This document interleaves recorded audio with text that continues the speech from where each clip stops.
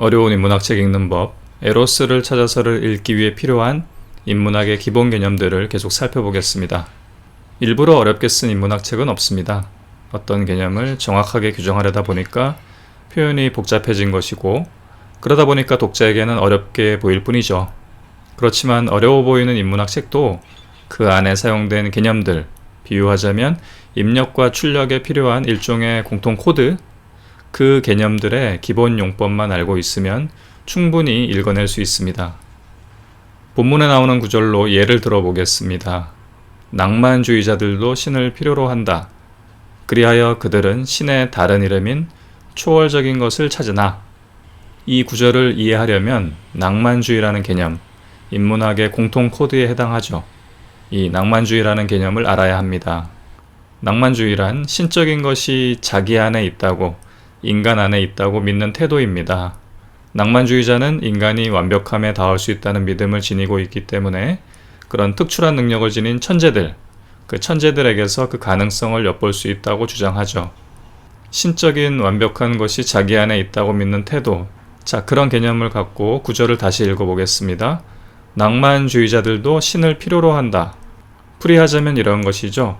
신적인 것을 추구하는 이들, 인간 능력의 무한함을 믿는 자들 역시 신을 필요로 한다.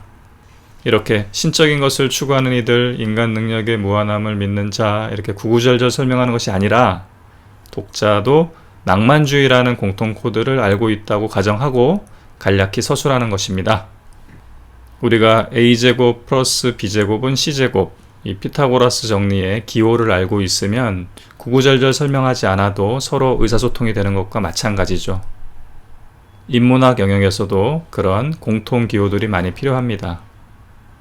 이 책 에로스를 찾아서를 잘 이해하려면 인문학의 공통 개념들을 알아야 하고, 그리고 상징들을 알아야 합니다.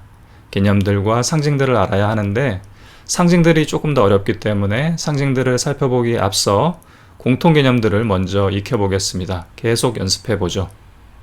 플로티노스는 절대적 아름다움에 대한 믿음을 고백한다. 저편의 아름다움은 눈으로 보아서는 알 수 없다.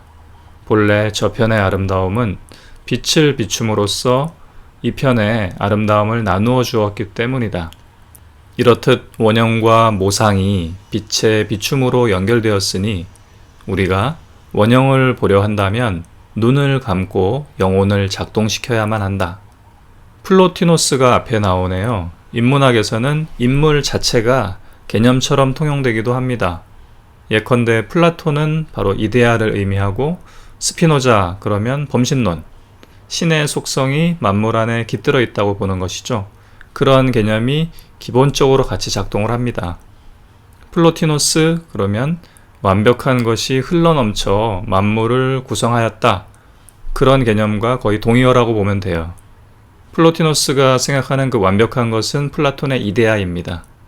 그러니까 첫째 줄 뒤에 나오는 저편의 아름다움은 그 앞에 플로티노스가 언급되어 있기 때문에 이데아를 가리키는 거겠죠. 이데아의 아름다움 또는 아름다움이라는 이데아가 되겠죠. 자, 본문 다시 읽어보면 플로티노스는 절대적 아름다움에 대한 믿음을 고백한다. 이데아죠. 절대적 아름다움에 대한 믿음을 고백한다. 저편의 아름다움은, 이데아의 아름다움은 눈으로 보아서는 알 수 없다.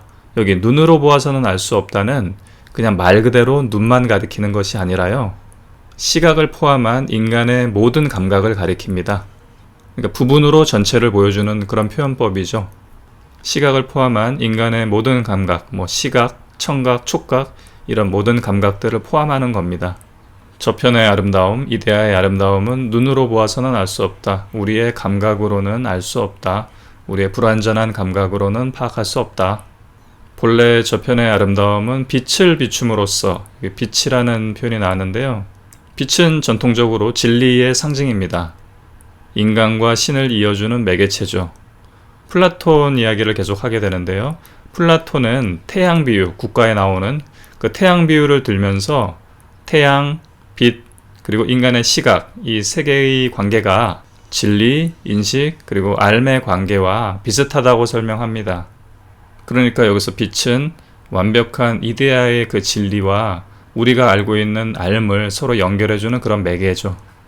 이렇듯 원형과 모상, 원형은 저쪽 이데아, 모상은 그것을 닮은 우리 현실 세계 또는 인간, 그것이 빛의 비춤으로서 연결되었으니 우리가 원형을 보려 한다면 눈을 감고 영혼을 작동시켜야만 한다. 지금까지 아름답다 여겼던 것들은 불현듯 그림자에 지나지 않았음을 깨닫게 될 것이다. 여기서 그림자는 플라톤의 국가 제7권 앞부분에 나오는 동굴 비유의 그 그림자일 겁니다. 평생 온몸이 묶여서 동굴 한쪽 벽에 비치는 그림자만 바라보면서 살아오던 사람들은 자기가 보는 세상이 세상 전부라고 여기죠. 동굴 밖으로 나오기 전까지는 말이죠. 지금까지 아름답다 여겼던 것들은 불현듯 그림자에 지나지 않았음을 깨닫게 될 것이다. 저편의 아름다움은 자신의 아름다움을 조금씩 흘러내려서 지상의 아름다움을 만들어내었다. 우리는 그렇게 흘러내린 길을 영혼으로서 따라 올라간다. 이렇게 올라가는 길에는 수에 의한 척도, 비례는 도움이 되지 않는다.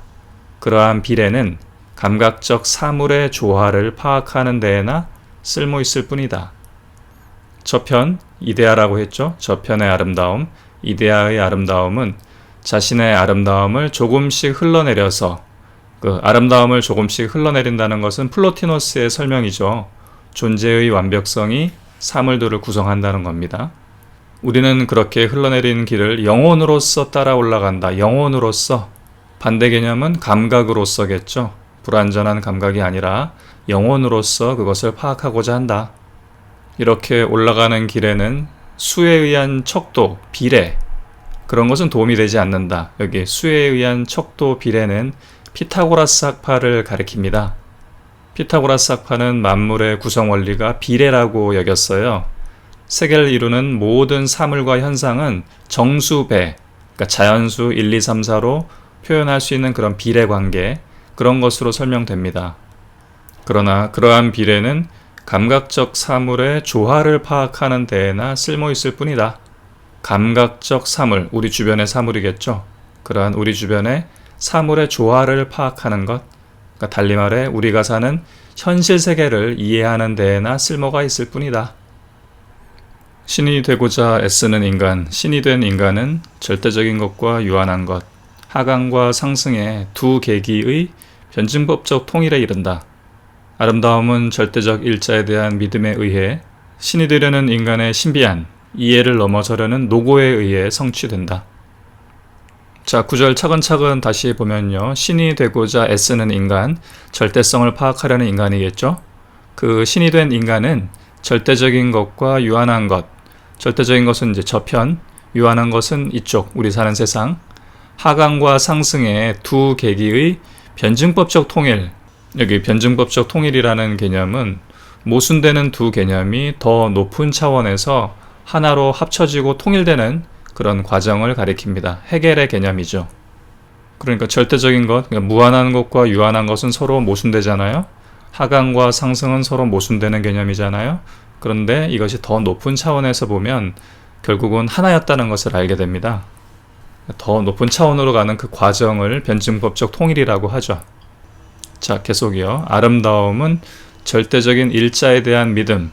이렇게 절대적 일자라는 말은 이제 강조 표현이죠. 일자는 다 절대적이니까요. 그 일자는 파르메니데스의 개념이에요. 그러니까 일부분은 변할 수 있어도 그 총량, 전체는 불변합니다. 그런 완전한 전체를 가리키는 말이죠.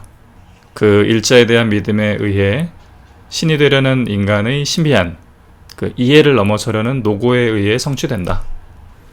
쿠자누스는 신이 세계를 창조할 때 닮은 것은 닮은 것에서 태어나니 그로 인해 본성의 어울림을 조차 나아진 것을 낳는 것에서 생겨난 것이다. 신은 무한자요, 인간과 세계는 유한자이다. 유한자인 인간은 같은 유한자인 세계를 알려 한다. 인간이 세계를 알려고 할 때 그의 머릿속에서는 오성이 움직인다. 인간은 오성으로서 세계를 탐구하여 박식한 경지에 오른다. 세계는 신의 드러남이다. 이 세계 안에는 신의 무한함이 묻어있다. 인간과 세계는 신의 현현이다. 오성을 가진 인간이라 해도 이성이 없다면 신을 알 수 없는 것이다. 여기 쿠자누스가 나왔는데요. 쿠자누스는 유한성으로 무한성을 파악하고자 했고 무지로 질을 파악하고자 했습니다. 쿠자누스는 이런 생각을 했습니다. 원은 이제 신의 속성인데요. 원을 무한히 확대해 보면 그 아주 작은 일부는 직선처럼 보이기도 하겠죠. 마치 넓은 지구의 그 일부분이 평면처럼 보이는 것처럼 말이죠. 원이 신이라면 인간은 직선에 해당합니다. 즉 직선은 곡선의 근사치, 곡선을 어림한 값이라고 할 수 있죠. 즉 유한성을 상징하는 인간이 무한성을 상징하는 신을 파악하는 것이 아예 불가능하지는 않다는 겁니다. 가능성이 열려 있다는 것이에요. 신은 무한자요, 인간과 세계는 유한자이다. 이 무한자, 유한자는 인문학 책에 너무나 많이 나오는 용어죠. 무한자는 한계가 없는 존재, 어떤 범주로 규정할 수 없는 존재, 신, 이데아, 진리 이런 것들이고요. 유한자는 어떤 특정한 범주로 규정되는 존재, 사물, 인간, 그리고 이제 우리가 만든 개념들 이런 거겠죠. 유한자인 인간은 같은 유한자인 세계를 알려 한다. 이건 후대의 용어로 말하자면 자연과학이겠네요. 인간이 세계를 알려고 할 때 그의 머릿속에서는 오성이 움직인다. 오성이라는 말이 나왔는데요. 오성과 이성은 서로 켤레를 이루는 개념으로 함께 알아두어야 합니다. 굳이 말하자면 오성 위의 단계가 이성인데요. 오성은 우리가 사는 세계를 파악하려는 개념적인 사고, 그러니까 일반적인 우리의 판단력, 합리적인 판단력이라고 보면 됩니다. 그거보다 한 차원 높은 그런 인식이 이성인데요. 절대성이나 무한자를 파악하려는 정신, 그리고 상징적으로는 우리 안에 깃들어 있는 신적인 알을 가리킵니다. 인간이 세계를 알려고 할 때 그의 머릿속에서는 오성이 움직인다. 인간은 오성으로서 세계를 탐구하여 박식한 경지에 오른다. 여기서 박식하다는 말은 한계가 많다는 의미겠죠, 결국은. 세계는 신의 드러남이다. 이 세계 안에는 신의 무한함이 묻어있다. 앞서 스피노자의 범신론에 관해서 잠깐 얘기를 했는데 모든 세계 만물에는 신의 속성이 깃들어 있다고 했죠. 여기 묻어 있다가 바로 깃들어 있다의 뜻일 겁니다. 인간과 세계는 신의 현현이다. 신이 나타난 것이다. 오성을 가진 인간이라 해도 이성이 없다면 신을 알 수 없는 것이다. 네, 이성은 절대성, 무한자를 파악하려는 정신이라고 했죠. 상징적으로는 우리 안에 깃든 신적인 알을 가리킵니다. 여기까지 하겠습니다. 마칩니다. 고맙습니다.